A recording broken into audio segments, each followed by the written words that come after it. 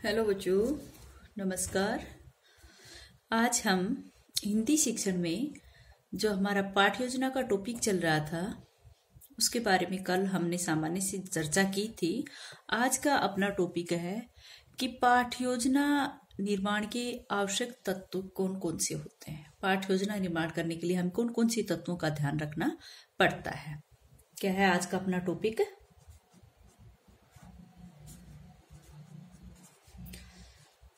पाठ्य योजना निर्माण के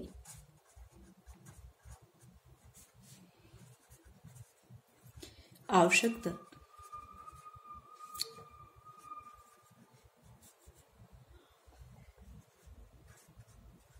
इनकी पाठ्य योजना बनाने के लिए हम कौन कौन सी तत्वों की आवश्यकता पड़ती है। हम सभी जानते हैं कि पाठ्य योजना बनाकर कार्य करने से जो भी कार्य हम करते हैं वो सफलतापूर्वक हो जाता है ना। सभी कार्य तो क्या मतलब कि एक प्रकार से प्री प्लानिंग करने के बाद अगर हम पढ़ाते हैं तो उसको अच्छे से पढ़ा पाएंगे। और ये पाठ्य योजना एक ऐसा ही प्रारूप है कि कक्ष में जाने से पहले अध्यापक उसकी एक रूपरेखा, जो भी पाठ हमें पढ़ाना है या जो भी लेसन देना है उसकी एक रूपरेखा तैयार कर लेता, ताकि पढ़ाने में कोई किसी प्रकार की परेशानी न आए। और ये ऐसा करने से ये निश्चय हो जाता है कि हमारा कार्य सफलतापूर्वक होगा। इसलिए कहा जाता है कि सफल शिक्षण हेतु हमें पाठ्य योजना का कालांश या अवधि जो है उसके आधार पर निर्माण कर लेना चाहिए। जितना कालांश है, भाई 35 मिनट का है, 45 मिनट का है, तो उसके हिसाब से पाठ्य योजना का निर्माण हम कर लेते हैं और उस पाठ्य योजना का निर्माण कर रहे हैं तो वो एक सफल पाठ्य योजना होनी चाहिए। उसमें किस किस तत्वों की आवश्यकता होती है? तो सबसे पहला आवश्यक तत्व है कि पाठ्य वस्तु का ज्ञान होना चाहिए। सबसे पहले एक अध्यापक जब पाठ्य योजना बनाता है तो उसे अपनी पाठ्य वस्तु का ज्ञान, पाठ्य वस्तु का ज्ञान होना चाहिए। जो भी पाठ्य वस्तु क्या होती है, जो भी उसको पढ़ाना है, जो भी संकाय विषयों से संबंधित या जो भी अपना समावेशी शिक्षा जो भी है, जो भी हमें पढ़ाना होगा उसकी पाठ्य वस्तु क्या है उसका ज्ञान अध्यापक को होना चाहिए। ठीक है। जो जिस पाठ्य वस्तु पर अध्यापक पाठ्य योजना बनाने जा रहा है उस पाठ्य वस्तु का शिक्षक को स्पष्ट ज्ञान होना चाहिए। कहने का अर्थ है कि पाठ्य वस्तु का स्पष्ट ज्ञान होना चाहिए। ये नहीं कि अध्यापक पढ़ाने लग जाए और उसे पता ही नहीं तो क्या आज तेरी पाठ्य वस्तु क्या है। स्पष्ट ज्ञान होना चाहिए। किसको? अध्यापक को।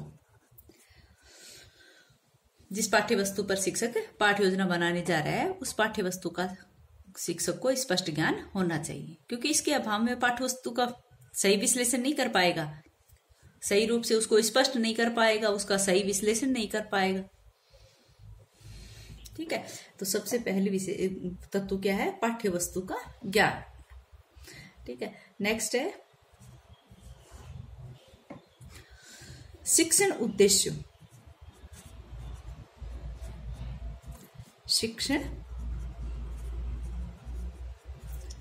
शिक्षण उद्देश्यों की पहचान तथा उनका लेखन।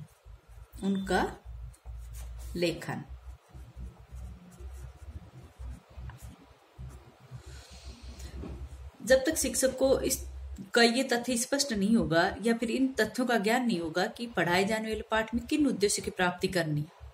भी कोई भी कार्य करते हैं उसका कोई न कोई उद्देश्य तो होता है।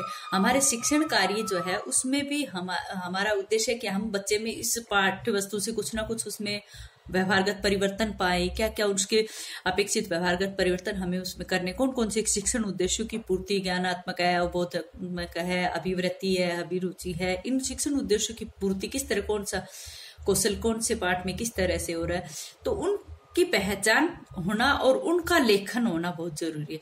यानी कि शिक्षण के जो लक्ष्य हैं उनकी पहचान अध्यापक को होनी चाहिए और उनका लिखित रूप भी उनके सामने लेखक पाठ्य योजना में बनाएगा, लिखित रूप भी उसको साथ मिलेगा।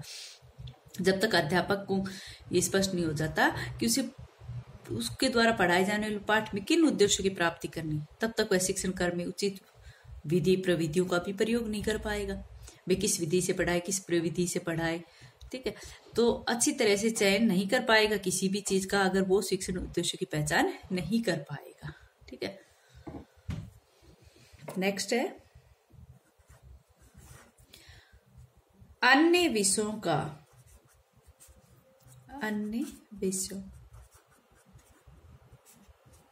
का सामान्य ज्ञान।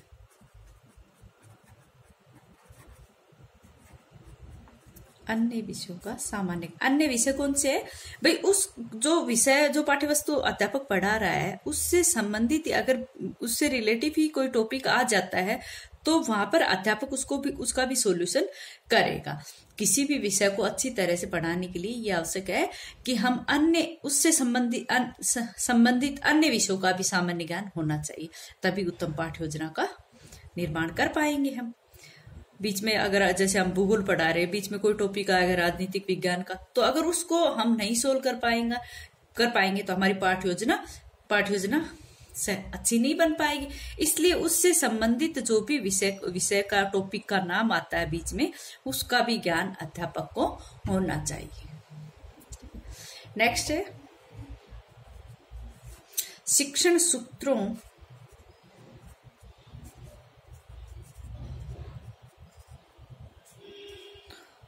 इसमें सारे देख, शिक्षण सूत्रों, सिद्धांतों,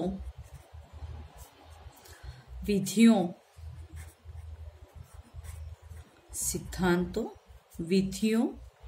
युक्तियों,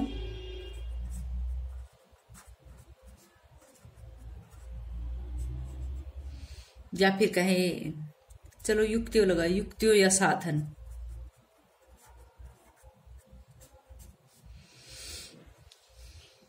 आदि का ज्ञान होना, आदि का ज्ञान।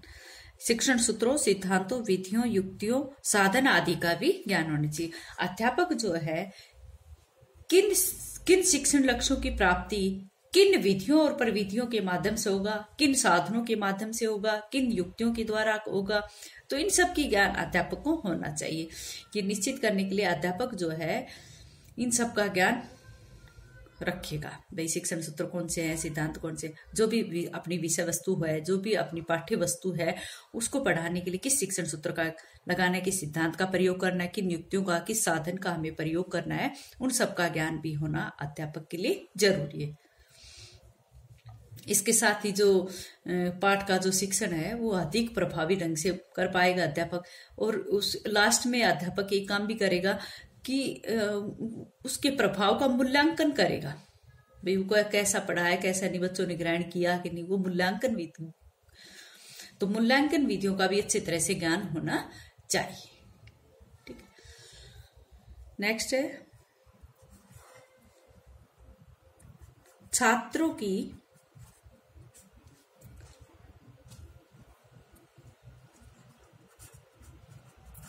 की स्थिति का ज्ञान।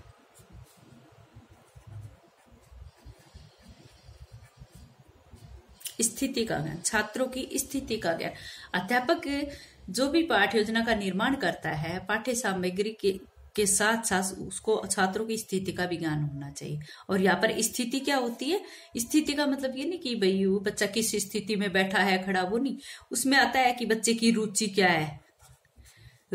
है, उसकी योग्यता क्या है, उसकी क्षमता क्या है, इन सब का ज्ञान होना चाहिए। स्थिति का मतलब ये होता है कि बच्चे की रुचि है क्या है, उसकी योग्यता क्या है, वो समझ पा रहा है कि नहीं पा रहा है, वो कुछ समझ पा रहा है कि नहीं, उसकी कैपेसिटी का ज्ञान भी अध्यापक को होना चाहिए।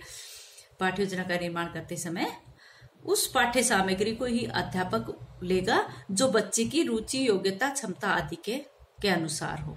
उसी आधार पर अध्यापक पाठ्य योजना का निर्माण करेगा। अन्यथा उसमें से वो कुछ छटनी करेगा, भाई बच्चों की समझ में आ रहा है कि नहीं, बच्चे उस लेवल के हैं कि नहीं, कि वो उस पाठ्य वस्तु को समझ पा रहे हैं कि नहीं, तो उसमें वो उचित उतार चढ़ाव भी कर सकता है कि भाई उनको या तो इजी करके पाठ्य योजना को बनाने की कोशिश करेगा या फिर उनसे कुछ एक्स्ट्रा करवा के वो बच्चों को समझाएगा।